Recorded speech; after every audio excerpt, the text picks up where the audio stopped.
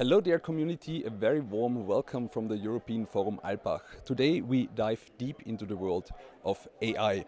And if it comes to the adoption of AI, trust is crucial. The latest Deloitte Trust Survey shed light on this topic, and today we want to discuss the results with Costi Perricos, Global Gen AI Leader from Deloitte UK. Hello. Hi. And Mohamed Omran, Partner from Deloitte Austria. Hello. Hello.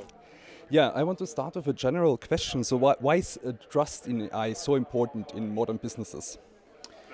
So Martin, I think trust in AI comes in many facets, right? There is trust in the data, so that the data that these algorithms need is fair, is transparent, is correct. There is trust in the outputs, so even if the data is fair, transparent, and correct, that the outputs that these algorithms create, you can trust, or at least you can check the source. But then I think there's also the whole human angle and the human trust that we need to look at. You know, if I'm an employee and, for example, the board and the executive office have banned ChatGPT, I can guarantee you if I'm in the age range 20 to 30, I'll probably be using that to enhance my performance. And I need to trust that, you know, I'm in a company that encourages this sort of behavior to do it safely, right? And can embrace AI. And I think one of the challenges that we have at the moment is that, particularly from the study here in Austria, that trust doesn't exist at the senior sort of executive and board level. And I think what that means is that the employees don't trust the leaders to be able to be using AI openly. You mentioned now the study. We want to also have a look today on the results. So Mo, what were the main findings of this survey? So yeah, the main findings of the survey were really quite interesting, because over 50%, exactly like 64%, said that they are still not using AI at all in their companies. And the surprising number was 44% said they're not planning to in the near future.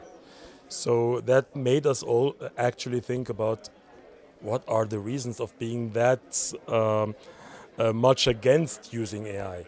And the answers were mainly what Costi already also elaborated, reasons of trust in their data protection topics, in liability, the output that comes. Can we really trust the output that an AI produces?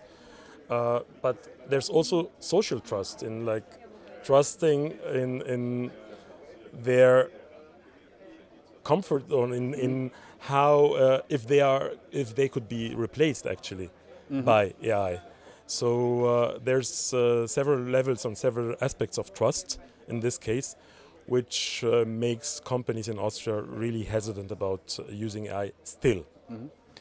If I could just add to what you're saying, Mo. I mean, of course, when companies say they're not using AI, they are using AI. Yeah. We can almost guarantee that. I mean, if you're writing an email and you're seeing the little blue and red lines that tell you misspelling or misgrammar, that is AI.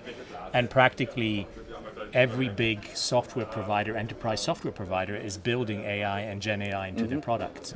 So the idea that you might be able to control this wave and somehow escape it is to me nonsensical. Yeah, to add to that, if any company has a modern age ERP system, CRM system, they are using AI. So they are into touch with AI already, yeah? Already been there, technologies and predictive analytics, and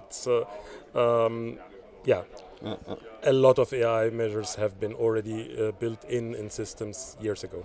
You mentioned also data protection. So what was the main reason of the hesitation for the adoption? Of course, one of the main reasons is who has access on our data. Like every company thinks their data should be the highest protection or gain the highest protection ever, and that's really true. And providing data into open AI or public system, yes, it exposes the data into the public, but there are measures to avoid that. And they should tap into these measures. What possibilities do they have there, and not just be against the idea of implementing it, because Every day there are new possibilities. Yeah, I mean, if I can just add to that, this is a really important point that Mo is making, because if you ban the use of these tools and you don't provide a safe version of these tools for people to use as part of their work, we know from other studies that particularly the younger employees are going to use them anyway. And at that point you have no control of what company data they're putting into the publicly available tools. So it's also a question of generations within the companies as well. For sure. In the UK, for example, we did a similar study, and nearly 5% of the population admitted that they were using Gen AI tools without their employers knowing. Were there some results surprising you in the survey?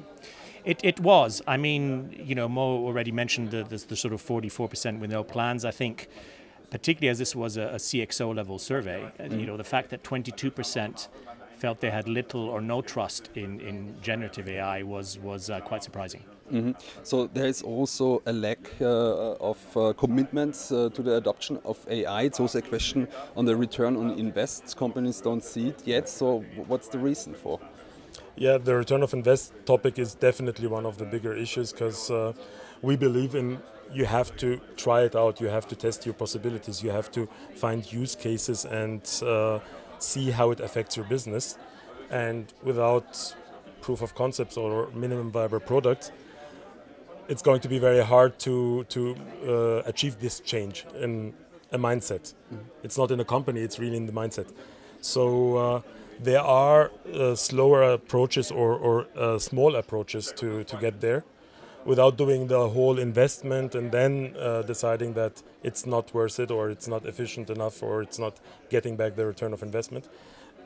They just have to explore these opportunities and these options. It's kind of a leadership question, no? It is absolutely a leadership question, and also recognition that, you know, in previous technology waves, being a fast follower, you could say, okay, I'm going to be a year behind, I'm going to see how things pan out. In this particular wave, things are happening so fast. You know, to give you an example, just yesterday we saw the release of Google Gemini Live. Okay, which takes conversational AI to a different level. I think in a year's time, you're not going to be able to tell the difference between a human and an AI android when you're calling a call center. Now, if you haven't started on this journey and you're a call center provider and you still have nothing to do with Gen AI, how are you going to catch up in a year's time? Definitely, yeah. It's a good question and really interesting how fast this development also is. We definitely also have to talk today about the EU AI Act. So, which role does it play in shaping trust in AI? I mean, look, it's a very hot debate at the moment. Yeah. Right. The one thing I would say, and I think Mo and I were actually discussing this yesterday, certainty is better than uncertainty. So actually what we saw is before the EU AI Act and before regulation, not just in the EU but outside came in, a lot of businesses were nervous because they didn't know where regulation would go and they didn't want to make huge investments, and all of a sudden you realize that you're on the other side of the line. I think what the EU AI Act has done, actually it is probably the first one that is comprehensive. I think, you know, we even have states in the United States modeling their regulation on this. And I think on the whole, the certainty is positive. I think what will be important is to recognize, again, as we were talking, this technology is changing so fast that, you know, governments need to stay in contact with technology providers and be flexible and be allowed to change the act as things change, to ensure that EU remains and keeps its competitiveness. We also want to give an advice for companies, definitely. One question also regarding this topic is how we can also increase the confidence in Gen AI in companies. Yeah, there are several ways to increase it. You should definitely start on working on an AI strategy. You have to implement certain governance in your company. Thinking about cases, you can start with your own employees. You don't have to hire external help or something to do this, but start making surveys in your own house and say, what could we gain from implementing AI? And work on these results and embrace them. Try to skill up certain, or all of your employees definitely. And without this skill upgrade and these trainings and these enablements, yeah, it's going to be very hard to compete in the market of the next couple of years. Costi, you also have an advice? Yeah, I mean, I think Mo is absolutely right, and I would say sort of curiosity and experimentation becomes really important. And I think if, as an executive team, you create a safe environment, you don't have to define use cases. Create a safe environment with a large language model that people can use on their everyday tasks. You're going to see a huge increase in innovation, a huge increase in employee satisfaction through people using it. Because the innovation and the great ideas aren't going to come from the older generation in the boardroom. They're going to come from the younger generation. Thank you very much for your insights today on this really interesting topic on AI and trust. All further information you can find on brutkasten.com, also the latest Deloitte AI Trust Survey. Thanks for watching.